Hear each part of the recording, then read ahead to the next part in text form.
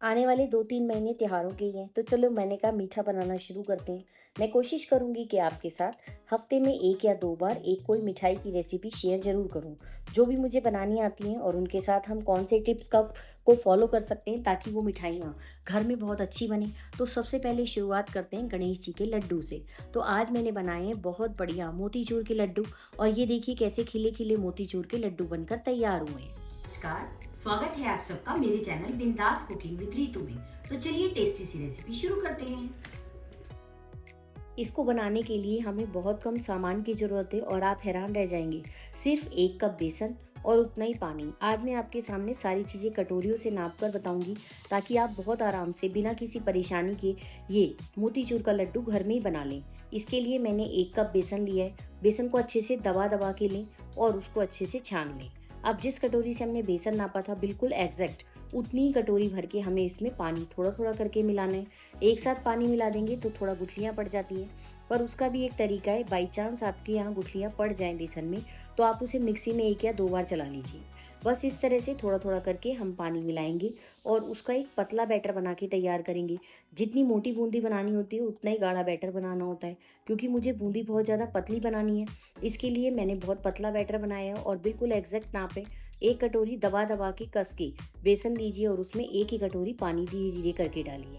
अब बेसन जो है उसका रंग हल्का पीला होता है, तो और मोतीचूर के लड्डू का रंग हल्का सा ऑरेंज लाल पे आता है।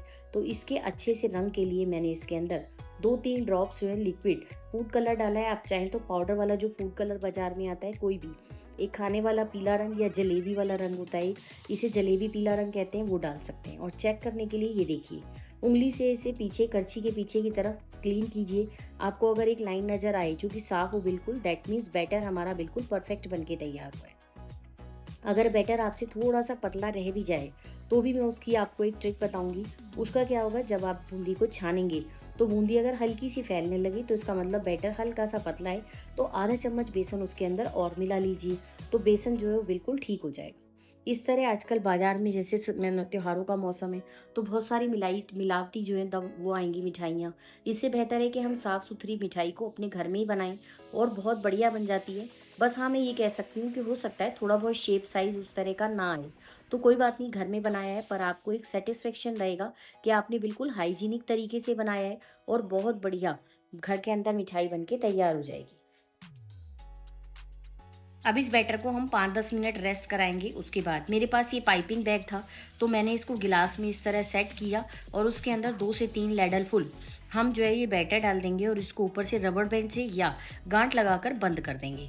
अगर आपके पास ये पाइपिंग बैग ना हो तो उसकी जगह आप पॉलीथीन का इस्तेमाल कर सकते हैं। इसके लिए हमें ना तो कोई झारे का इस्तेमाल करना पड़ेगा, ना ही कोई फालतू खर्चा। सिर्फ बेसन और पानी से और चीनी से हमारे बहुत बढ़िया लड्डू बन के तैयार हैं। तलने के लिए भी आपके पास चॉइस है। अगर आपको बिल्कुल बाजार जैसा टेस्ट चाहिए तो उसके लिए आपको देसी घी में बनाना पड़ेगा। वैसे इस बूंदी को तलने के लिए रिफाइंड का इस्तेमाल भी आराम से किया जा सकता है, क्योंकि तलने के बाद खुद कुछ पता नहीं चलता। अगर आप रिफाइंड ऑयल में तलें तो बाद में जब इसकी चाशनी बनाएंगे तो 1 चम्मच देसी घी डाल लें। और अगर आप देसी घी में तल रहे हैं, मैंने तो देसी घी में ही तला है, तो उसके लिए आपको बाद में घी डालने की बिल्कुल ज़रूरत नहीं है। आप क्या करेंगे, पाइपिंग बैग को बिल्कुल हल्का सा, जितना हम मेहंदी के कोन को कट करते हैं ना उतना ही कट कर देंगे और इस तरह से बस कढ़ाई के ऊपर इसको धीरे धीरे घुमाएंगे। और ये देखिए कितनी अच्छी बूंदी, गोल गोल बूंदी जो है अपने आप ही बन के तैयार हो रही है। थोड़ी बहुत बूंदी इसमें लंबी भी आ रही है और थोड़ी गोल गोल आ रही है, तो उससे कुछ फ़र्क नहीं पड़ता। जब हम चाशनी में इन सबको भिगोएंगे ना तो बिल्कुल वो फूल के गोल हो जाती हैं। तो आप बिल्कुल बिना चिंता के बड़े आराम से मेरे वाली टिप्स से ये लड्डू बनाकर तैयार कर सकते हैं। घर में सबको पसंद भी आएंगे। और एक और 2 टिप है जिसका आप ध्यान रखेंगे तो आपके लड्डू 1 हफ्ते तक भी उतने ही नरम मुलायम बने रहेंगे। वैसे तो ना तो इतने ज़्यादा ये बनेंगे और ना ही इतनी ज़्यादा बनकर तैयार होंगे और ना ही इतनी देर तक टिकेंगे, क्योंकि वाकई बहुत टेस्टी लड्डू बने थे और बहुत अच्छे बने थे। अगर आप सबको रेसिपी पसंद आ रही हो तो प्लीज़ चैनल को लाइक शेयर और सब्सक्राइब जरूर कीजिए। अब बूंदी को हम जब तक तलेंगे जब तक कि इस पे झाग आने बंद नहीं हो जाते। गैस का फ्लेम हमें मीडियम लो रखना है और अच्छे से बूंदी को क्रिस्पी होने तक तल लेना है। फिर उसके बाद एक छन्नी की हेल्प से हम सारी बूंदी को निकाल कर एक बाउल के अंदर डालते जाएंगे। लेकिन अगर आप रिफाइंड ऑयल में तलें तो इसे किसी जाली के ऊपर निकालें ताकि एक्स्ट्रा रिफाइंड ऑयल नीचे छन जाए। और अगर देसी घी में तल रहे हैं तो उसके लिए आपको अलग से निकालने की ज़रूरत नहीं है। एक दूसरा तरीका क्या है, अगर आपको वो तरीका थोड़ा-सा मुश्किल लग रहा हो तो बस कोन को इस तरह से पकड़िए और दूर से इस तरह से इसको डालना शुरू कर दीजिए। जैसे मर्ज़ी आप चल के बूंदी को तैयार कर सकते हैं और बहुत बढ़िया बूंदी जो है वो तैयार हो जाएगी। इस तरह से धीरे-धीरे करके जी 1 कप बेसन से हमारी बहुत बढ़िया एक बड़ा कटोरा भर के बूंदी तैयार हो गई और बहुत सारे लड्डू बन के तैयार हुए। थोड़े से मैंने बड़े साइज़ के बनाए हैं, इसलिए थोड़े ज़्यादा लड्डू नहीं बन पाए हैं। 13 या 14 लड्डू बने हैं और अगर आप थोड़े छोटे साइज़ के बनाएंगे तो 20-25 लड्डू आराम से बन जाएंगे। ये देखिए कितनी गोल गोल बिल्कुल मोती के दाने जैसी बूंदी जो है वो आपको नज़र आ रही होगी और इतनी बढ़िया बूंदी बन के तैयार हुई है। 1 या 2 बार में आपका हाथ बैठ जाएगा, यानी उसके बाद आपसे भी बिल्कुल परफेक्ट बूंदी बनेगी। पर हाँ, आप सारे टिप्स को फॉलो ज़रूर करें। ये देखिए 1 कप बेसन से कितनी कटोरा भर के बूंदी और एकदम क्रिस्पी बनकर तैयार है। तो बूंदी जो मोतीचूर के जो लड्डू हैं वो इसी तरह से बने हुए अच्छे लगते हैं। बस अब ये देखिए मैं आपको बूंदी पास से दिखा रही हूँ। अब इस बूंदी को हम साइड में रख देंगे। कढ़ाई के अंदर जिस कटोरी से हमने पानी और बेसन नापा था, उसी कटोरी से मैंने चीनी नापी और उसी कटोरी से पानी नाप लिया। 1 कटोरी चीनी लिया और 1 कटोरी पानी डाला है। थोड़ा सा खाने वाला कलर जो है इसके अंदर भी डाल देंगे ताकि अच्छा सा सुनहरा कलर आ जाए, क्योंकि बहुत कम चीनी और पानी है तो फटाफट से चीनी में उबाल आ जाएगा। इसी समय आप चाहें तो इसमें थोड़े से केसर के धागे डाल सकते हैं और जो बूंदी वाले लड्डू होते हैं मोतीचूर के, उसमें मोटी इलायची के दाने डाले जाते हैं, तो इसलिए मैंने एक बड़ी इलायची के दाने ये देखिए निकाल लिए थे, वो इसके अंदर डाल दिए। अब सारी चीज़ों को हम अच्छे से मिक्स करेंगे। जैसे ही चाशनी में उबाल आना शुरू करेगा होगा तो हमें इसमें तार वगैरह कुछ बनाने की ज़रूरत नहीं है। बस फटाफट से हम बूंदी को 2 बैच में धीरे धीरे पलट देंगे ताकि सारी बूंदी अच्छे से मिक्स हो जाए। अब इस बूंदी को डालने के बाद हमारा काम ख़त्म नहीं होता, हमें इस बूंदी को पकाना भी है ताकि बूंदी पूरी सॉफ्ट बने और अपने अंदर तक चीनी को अच्छे से चाशनी को अब्जॉर्ब कर ले। तो अच्छे से बूंदी को चाशनी के साथ मिक्स करने के बाद हम गैस का फ्लेम लो कर देंगे और इसे ढककर 8 से 10 मिनट तक बिल्कुल लो फ्लेम पर पकाएंगे।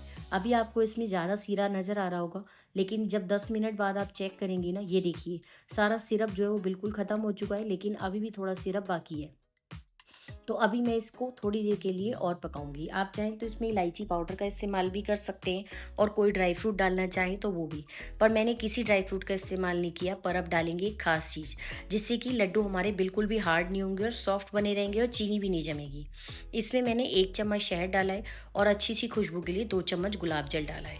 ये दोनों चीज़ें अगर आप डालेंगे ना तो बिल्कुल बाजार वाला टेस्ट आएगा।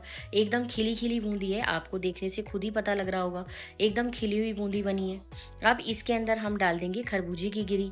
आप चाहें तो तरबूज के बीज भी डाल सकते हैं, जो आपको पसंद हो। मैंने 1 चम्मच खरबूजे की गिरी को अच्छे से रोस्ट कर लिया था, तो ताकि इसमें भी कच्चापन रहे और ना रहे, और इसको हम अच्छे से मिक्स कर देंगे। उसके बाद हम इसको, हमारी जो बूंदी है वो ये देखिए सारा सिरप इसका गायब हो गया है और अच्छे से पक गई है। तो बस हम ढककर 2 मिनट तक और पकाएंगे और 2 मिनट के बाद हम गैस को बंद कर देंगे और इसे एक बार चला देंगे ताकि बूंदी नीचे बिल्कुल भी चिपके ना। जब ये बूंदी हमारी बिल्कुल ठंडी हो जाएगी, हमें तभी लड्डू तैयार करने हैं, तो इसलिए अभी इसका कोई भी काम नहीं है। अब इसको हमें पूरी तरह नहीं ढकना है, इस तरह आधा सा ढकना है ताकि इसकी भाप का पानी इससे वापस ना गिरे। और जब ये आधे घंटे तक बिल्कुल ठंडा हो जाएगा तो कुछ नहीं करना, ना कोई घी डालना ना ही कुछ। हाँ, अगर आपने रिफाइंड में बूंदी बनाई थी तो इस समय 2 चम्मच ज़रूर घी डालें, लेकिन मैंने रिफाइंड में नहीं बनाई थी, मैंने देसी घी में ही बनाया है, क्योंकि इसका स्वाद असली देसी घी में ही आता है। हमारे यहाँ कनॉट प्लेस के अंदर ये तिवारी के लड्डू की दुकान है, बहुत बढ़िया, इतने अच्छे लड्डू होते हैं कि बिल्कुल मुंह में रख के खुल जाए, लेकिन वाकई आज बने भी ऐसे ही हैं। और बस इनको हथेली से धीरे धीरे दबाते हुए हल्के हाथ से जितने साइज़ का आपको लड्डू चाहिए, छोटा या बड़ा, बना के तैयार कर लीजिए। ये कम से कम मैंने 70-70 या 80-80 ग्राम का एक एक लड्डू बनाया है। अब घर में कोई नाप तोल तो होता नहीं है, तो बस इस तरह से बहुत बढ़िया लड्डू बन के तैयार है। और अगर आप कलर इस्तेमाल नहीं करते तो कलर ना डालें, लेकिन उससे कलर जो है वो थोड़ा सा लाइट ऑरेंज रहेगा। इससे बिल्कुल परफेक्ट बाजार वाला कलर हमारा बन के तैयार हुआ है। और ये देखिए कितने सारे हमारे लड्डू बन के तैयार हो गए हैं। हल्का हल्का इन्हें हम ऊपर से गार्निश कर देंगे खरबूजे की गिरी से ही, और कोई ड्राई फ्रूट नहीं चाहिए, बहुत कम सामान में बहुत बढ़िया। और अगर इसको हम वजन में तोलें तो ये 1 किलो के आसपास लड्डू हैं। बहुत सारे लड्डू बन के तैयार हो गए। इस तरह से बहुत अच्छी मिठाई आप अगर सारे टिप्स को फॉलो करेंगे तो बहुत बढ़िया घर में बना के तैयार कर सकते हैं। और ये देखिए बनाने की कितनी देर बाद भी एकदम इसी तरह नरम और रस से भरे हुए। तो चलिए, अगर आप सबको रेसिपी पसंद आ गई हो तो प्लीज़ चैनल को लाइक शेयर और सब्सक्राइब कर दीजिए और बेल आइकन ज़रूर प्रेस कीजिए ताकि जितनी भी मैं वीडियोस अपलोड करूं उन सब का नोटिफिकेशन आपके पास सबसे पहले चला जाए और आप सबसे पहले जाकर अच्छी अच्छी रेसिपीज़ को देख पाएँ।